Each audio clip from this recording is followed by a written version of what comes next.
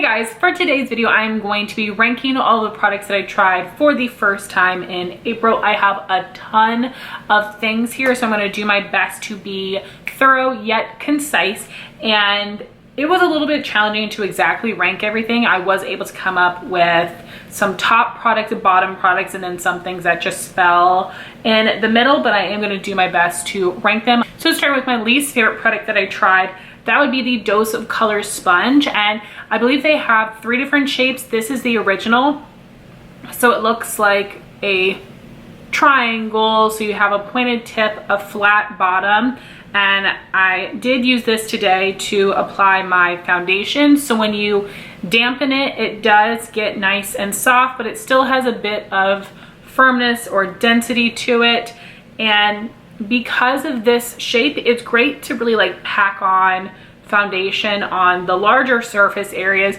but to get around your brows, on your nose, in the crease of your nose, I have such a hard time. I feel like it's always kind of picking up product on my nose and not really making sure it's applied evenly and getting in those creases. I just have such a hard time with it. I feel like some foundations have a harder time being applied with this than others do, and the pointed end is okay for concealer, but I just don't like this, and I would like to try to continue using it, but I don't think I can. I'm so over it. I have other sponges that I want to try, or ones that I already know that I like better, so I think I'm just gonna wash this and then see if my sister wants it. She has a lot of sponges as well though, but I'm just disappointed in this. I had heard not a ton about it, but from the reviews that I'd seen, people liked it, but I just don't, just because of the density and the shape.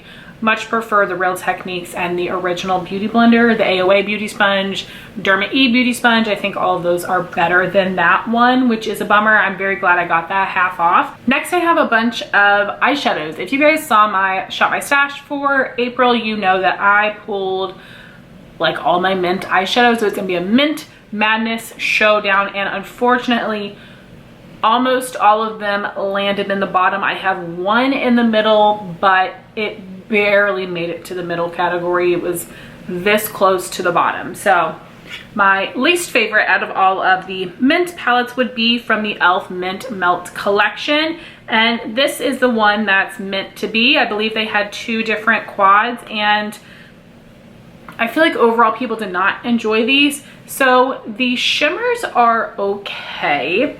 They're a little bit flaky. They look a little bit dry on my eyes, and I don't have dry eyelids.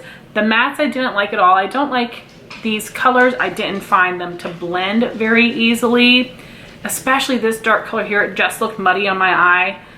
And this color right here is definitely the prettiest out of all of them, but this just does not perform well. I have tried the other e.l.f. bite-sized quads, and I think those are much better than this one, so I would definitely pass on the Meant to Be quad.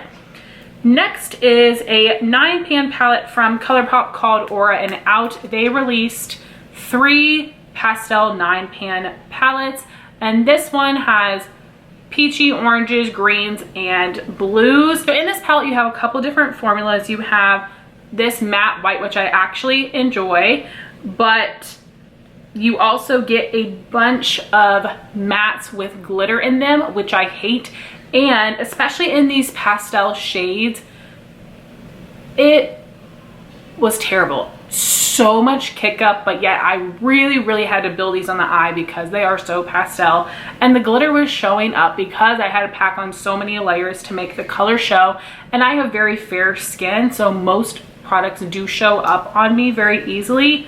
I do think that the shimmers in this palette are really nice, especially this color right here, New Age. That one's amazing. I have thought about popping it out of this palette and putting it in another palette. I might do that, but I also am not the best at pulling for shadows once I pop them out of palette, so we'll see what I end up doing. I think these other shimmers are nice. That matte is nice. This matte here was okay. I did use it in the look I created with these 2 shades. I just am so disappointed by those glitter mattes, and I am not going to reach for this palette just to use that one shade. So this was a bit of a flop for me. Next is a palette. I'm not even sure if it's available any longer. It's been out for a long time and I just got around to trying it. And this is the Dose of Colors Ice Cream palette. Comes with 10 shades. So of course there's only one mint in here. This actually performed really well. Very pigmented, had a nice sheen to it. I did create another look with this on my lid, which is a matte shade, and I just didn't like it. I just did not like the way that it looked on my eye, and it definitely could have been because of my application, the other shades I paired with it. I really like this sherbet shade here, but that's a neutral, and I think that this performed okay. But it's kind of a random mix of shades for me, and I'm not gonna get enough use out of the palette as a whole. So not terrible quality. It's just kind of like wah wah for me. The next product, you guys might be surprised to see this in my bottom category, but that would be the Giorgio Armani Luminous Silk Foundation. I have the shade number 3, which actually matches me very well. It's fair with a more yellow undertone, but not too yellow. It's like neutral yellow. This blends out nicely, but it gives like no coverage. And I have heard people rave about this foundation forever, and I guess I didn't maybe pay too much attention to the exact details of the review because I was like, that's so expensive, I'm never gonna try it, so why even listen? But my friend Jean had sent this to me. I was very excited to try, my first time trying something Armani, very luxurious. I don't get it. There are way cheaper, still popular light to medium coverage foundations out there that have a nice glowy finish. Why would you get this? I just feel like it didn't sit the greatest on my skin. Even with 2 layers, I had a lot showing through and it wasn't long wearing on my oily skin. Just no, like way overpriced. And I wore that a lot this month and I just couldn't fall in love with it. And this next product is in my middle just okay category, but like I said, it barely shadowed the bottom, and that would be the Huda Beauty Pastel Mint palette. When I hauled this, I told you guys there was a good chance I was not gonna like this because a lot of people crapped all over this palette, and because I think that the Obsessions palettes are all over the place in terms of quality. I never know what I'm going to get, but I still bought this anyway because I got it for a good deal and I'm a sicko. So I am wearing this on my eyes today. I'm wearing this on the first 2/3 of my lid, this on the outer third, and then I'm wearing this as my transition color, crease color, outer corner color. So just so you can see my eyes up close, the shimmers look very pretty, but like the mattes, it looks messy, right? And I tried to blend it and then it just like mess. And I am, of course, not a makeup artist. I am not the best with eyeshadow application, but girl, that looked a mess. And at first I thought I liked this shade because I have used it a couple other times and it blended out nicer when I paired it with other shadows, but when I applied in my outer corner today, it was looking patchy. It was not building up. It did not look good at all. I have used the matte neutral in here. That one works really well. It's very pretty. And I also used this shimmer color. Very nice. I would recommend using a shadow stick underneath or a cream shadow. And then I really had to go in several times with a really dense lid packing brush to get this really nice shimmer. And then after I did all the mattes in my crease, I did go back in and apply another layer with my finger, and I enjoyed the shimmers in here. The mattes in here are super duper powdery. The pastel shades did not layer nicely. They did not build up nicely. So I do regret buying this palette. It's super cute, and again, I didn't pay that much for it, but I have to see if I'm gonna reach for this palette for this matte neutral, which is possible because I really like the tone of that. It's really pretty. And if I'm gonna reach for it for the shimmers, again, I like the shimmers. They're super glittery. I think they look really pretty, but not great. Then the other products I have in the middle would be some lip products. And the first one I really need to test a little bit more. I thought I was going to hate this, but I surprisingly enjoyed it the one time I wore it. This is the CoverFx Monochromatic Lip Color in Soft Peach. This looks like a Crayola Crayon Mac and Cheese color, and I was terrified of it. So I had applied a tan peach lip liner from ColourPop. I sort of feathered it in on the edges. Then I applied a little bit of this on my lips and blended it out with my finger. Love the way that it looked. I did wear that in a video. I will link it in the card so you guys can see how it looked on me. I really enjoyed the way it looked. And because of the way I applied it, it looked like a really pretty blotted lip. And it, probably because it's similar to my skin tone, but I'm not quite sure, it looked very pretty. It did not look patchy. It felt pretty comfortable for a dry down liquid lipstick. So I want to wear it more. I want to wear it at its full opacity. I do still wish I had picked out a different shade that might have been a little bit more wearable, but I really enjoyed it in the look and it felt very comfortable. I'm not gonna go out and buy any more of these, but I liked it more than I thought I would. Now, would I still reach for other lip products over that one? Yes, I would, but I think my expectations were so low for it. I was like, wow, not bad. And next I have two products that I'm grouping together. I had actually purchased these in a set. This would be a mini of the Cosmetics Infinite Lip Cloud in the shade Rose Nude. This is her liquid lipstick. And then her gloss formula is called the True Gloss, and this is the shade Secret Blush. I'm wearing this on my lips today. I'm wearing it on its own. And for the gloss, I would say it does have a medium to full opacity. It's a little bit thicker, but it feels very smooth. It's not sticky at all, and the color is pretty.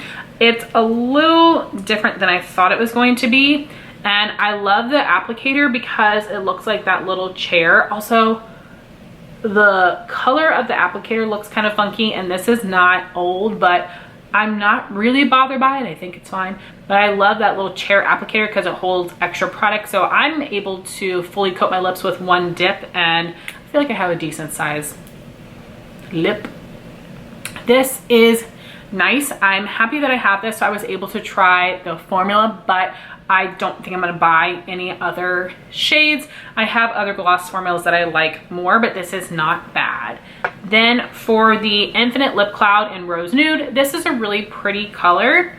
I was hoping for this, and it just dries down to be a much darker mauve on my lips than this is, which is unfortunate. I feel like a lot of liquid lips dry down darker, so that's not super uncommon, but I was just hoping for this color, and that's not what I got on my lips. But I do like mauve. I think I just didn't love this one as much because I wore it with spring makeup, and with the dry down shade, this is something I will wear more in the winter time, so I'm probably gonna try it again in winter. But this does have that same little chair style applicator like the gloss does, which I find makes for very easy application. This is a nice creamy formula. It's not very liquidy. It's more on the moussey side, and it does dry down completely. Because it's liquid lipstick, it is not the most comfortable thing in the world, but it's not super duper drying like the Anastasia. I don't find that it cracks or breaks up or flakes off. This is a nice formula, and I do have one other shade from them, but I also don't feel like I'm going to go out of my way to buy any more shades from this line. Very happy with what I've got, but I am actually more interested in trying out some other products from the brand. So these lip products were just okay for me. I would recommend these two over this one, but I wouldn't buy any more shades of any of those. So now we have the products that are in the top for me, and I would recommend all of these. I really enjoy all of them. All of these are going to stay in my collection, but of course I did have to rank some higher than others. So my next product is a limited edition face palette from NARS. This is the Wanted 1 palette, In here you have 1 highlight and 5 blushes. I did not use this one, but I did use the other blushes here and the highlight. These were very pretty, and this shade is more of a satin, and these other 3 are mattes. This one was a little bit sheer. It didn't actually look purpley on my face. It showed up a little bit more pink tone, which is just fine. And these are just great everyday shades for me. This is a little bit more nude, a little bit more pink. That sheen I thought was very pretty. It wasn't too much of an emphasized texture. The highlight is very pretty as well. It's a nice champagne-y shade. It's not too metallic though, so it does give a nice natural glow, but it's not too natural. I really enjoy this palette. I've wanted it for forever, and out of all of the NARS face palettes that I've seen, I do think this is the best one for me based on the colors that I like, and I love the packaging of this one as well. I do feel like NARS face products are a little overrated. I don't love Laguna bronzer. I think these are nice blushes, but I don't think there's anything that special about them. Still very happy to have this.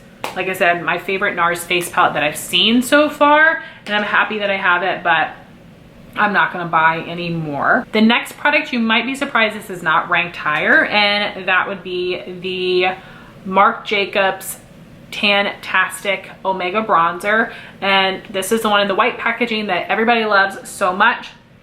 It does have like a slight coconutty scent, which I don't mind. I think this is a nice color. I'm wearing this today for bronzer and contour, and I think that this applied very nicely. It doesn't look too intense. This is a great shade for my fair skin, and I do get some kick up in the pan when I use this, but not too much. This blends out very nicely. It's a nice color.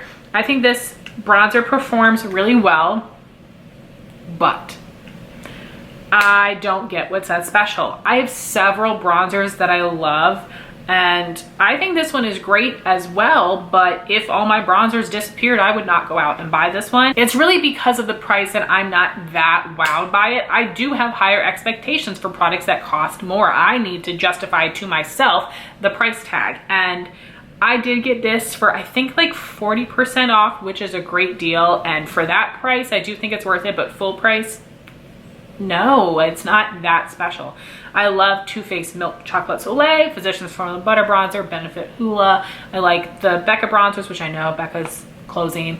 The Fenty bronzers. I have other bronzers that I like just as well as this one, and there's nothing that special about it. If I lined up all my bronzers, I'm not sure if the color of this one is that different. It works very well for me. The formula works very well. The shade works very well for me. I'm happy that I have this, but I just don't get the hype. Next, we have my products from Jaclyn Cosmetics. I have 2 of her pressed highlighters, 1 of the luminous powders, 1 of the loose highlighters, and then 1 of the blush and bronzer duos. And overall, I am pretty impressed with these products. I hate the packaging. I find it to be very ugly, and I know that for a lot of these products she had initially launched them in a holiday collection, and that had white and silver packaging. I think that was so much prettier and sleeker. The packaging did not have to be this big. I am having a hard time storing it. These products are taking up so much space in my organization, which is very annoying. Yes, it's pretty looking, but way bulkier than necessary.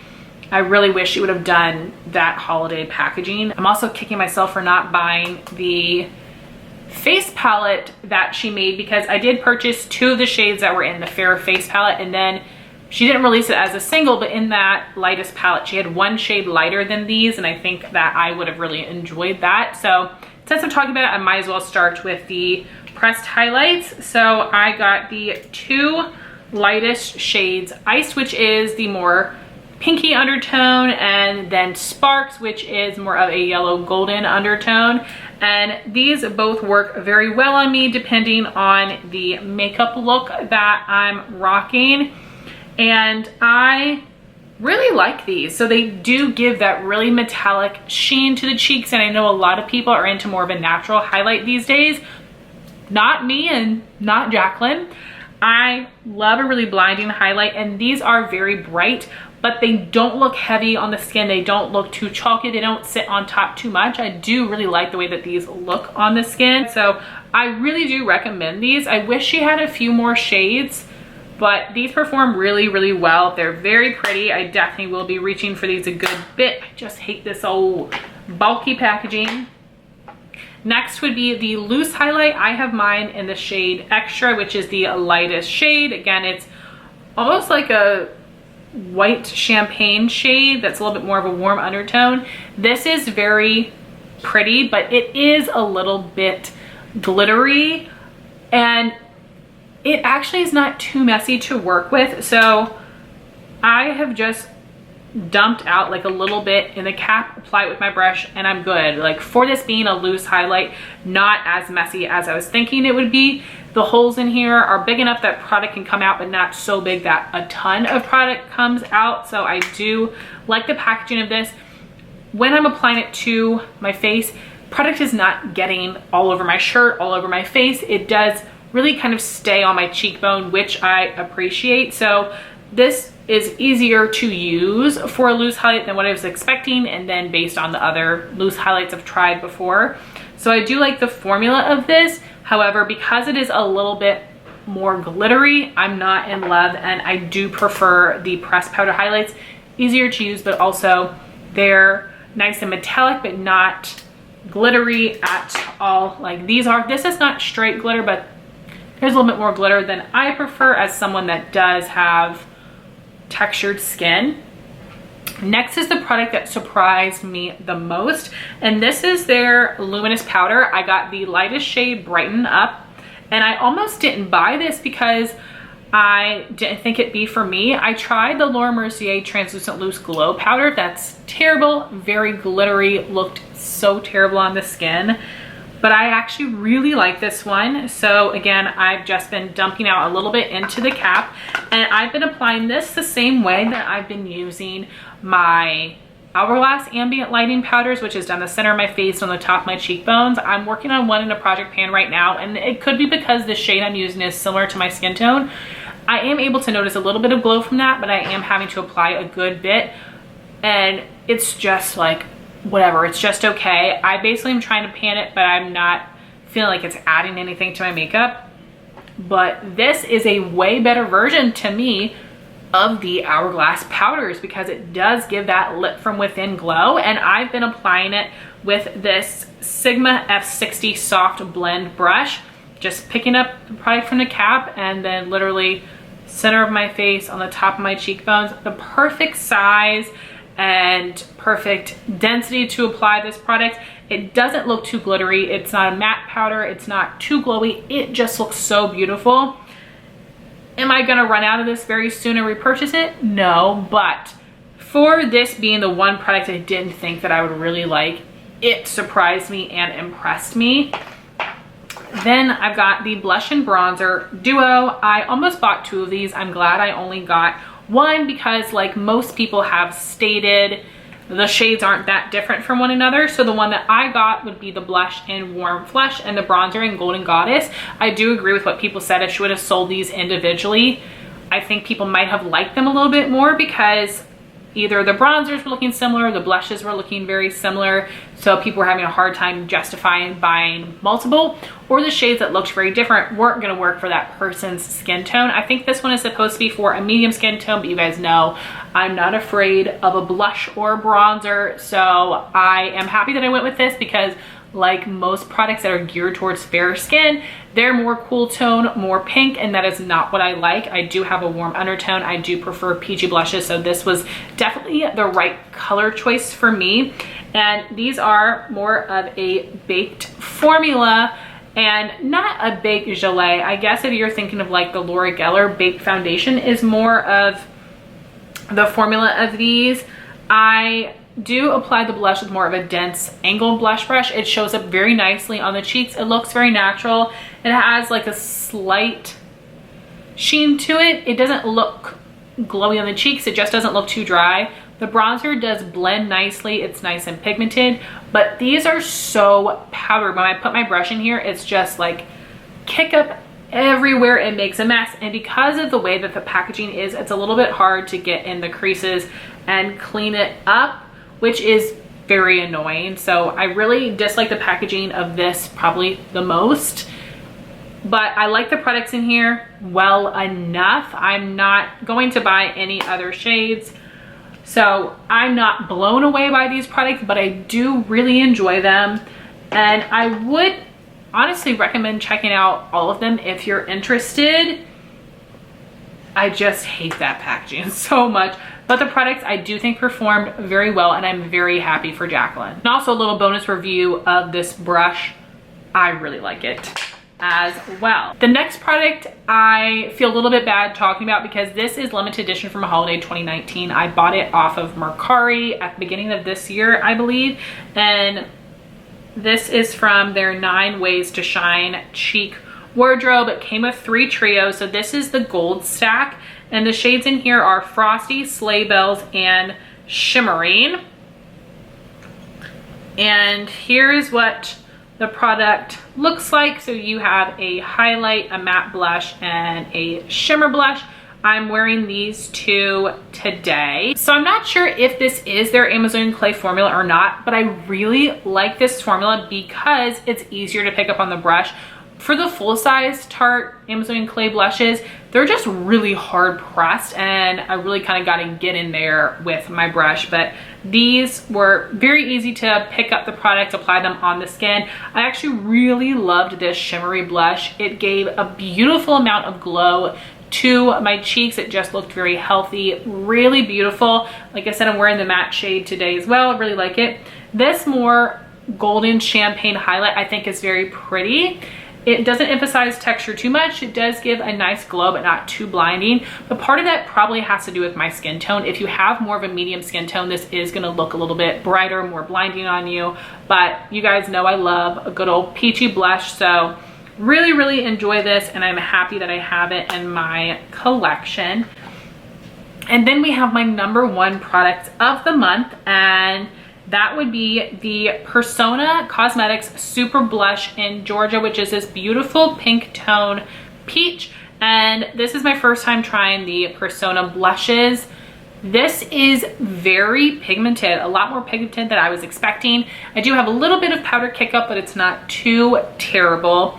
This applies so nice on the cheeks. I do have to be careful I don't go too ham with it. The first time I used it, I was not expecting the intensity, and I overdid it, but it looks so beautiful. I love this color. I have one other in my collection, the terracotta shade, and I do want to pick up caramel for sure.